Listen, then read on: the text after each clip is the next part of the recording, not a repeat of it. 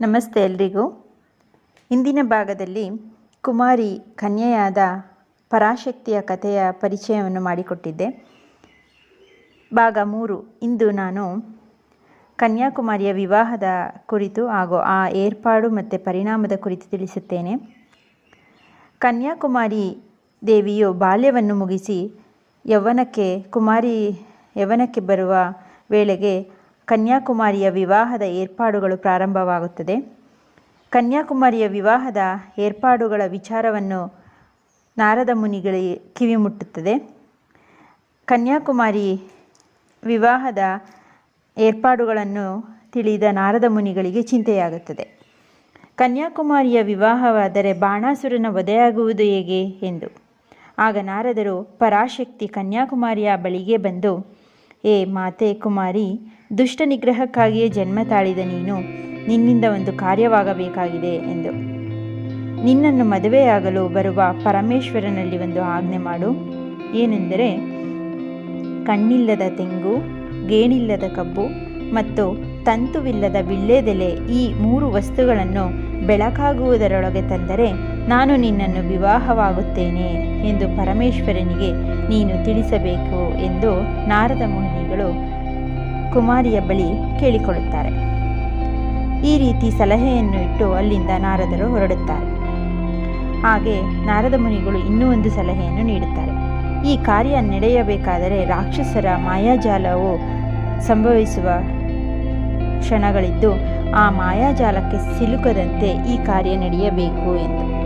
ಅದರಂತೆ ಕನ್ಯಾಕುಮಾರಿಯು ಪರಶಿವನಿಗಾಗಿ ಕಾಯುತ್ತಾ ಕುಳಿತಿರುತ್ತಾಳೆ.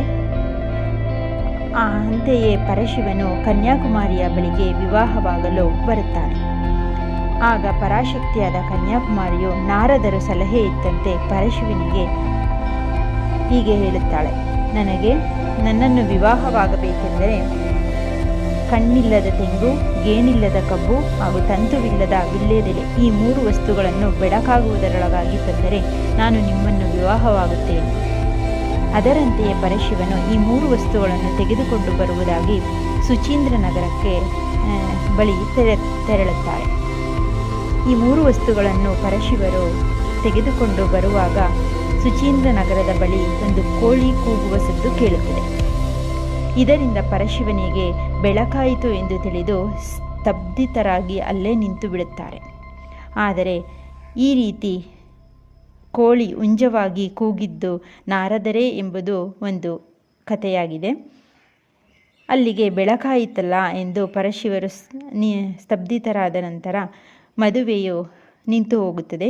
ವಿವಾಹಕ್ಕೆ ತಂದಂತಹ ಸಾಮಾನುಗಳೆಲ್ಲವೂ ಇಂದಿಗೂ ಕನ್ಯಾಕುಮಾರಿಯಲ್ಲಿ ಕಲ್ಲು ಮರಳುಗಳಾಗಿ ಪರಿಣಮಿಸಿದೆ ಎಂದು ಹೇಳುತ್ತಾರೆ.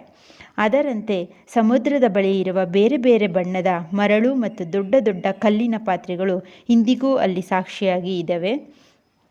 ಇದನ್ನು ನಾವು ಕನ್ಯಾಕುಮಾರಿಗೆ ತೆರಳಿದ ನಂತರ ಕನ್ಯಾಕುಮಾರಿಯ ಸಮುದ್ರದ ಬಳಿ ಇರುವ ದೊಡ್ಡ ದೊಡ್ಡ ಬಣ್ಣದ ಕಲ್ಲು ಬಂಡೆಗಳನ್ನು ನಾವು ನೋಡಬಹುದು. ಇದು ಕನ್ಯಾಕುಮಾರಿ ವಿವಾಹದ ಏರ್ಪಾಡು ಮತ್ತು ಅದರ ಒಂದು ಸಾಕ್ಷಿಯಾಗಿದೆ. ಎಲ್ಲರಿಗೂ ಧನ್ಯವಾದಗಳು. ಮುಂದಿನ ಭಾಗದಲ್ಲಿ ಕನ್ಯಾಕುಮಾರಿಯ ಬಾಣಾಸುರನನ್ನು ಹೇಗೆ ವಧೆ ಮಾಡುತ್ತಾಳೆ ಎಂದು ತಿಳಿಸುತ್ತೇನೆ. Thank you.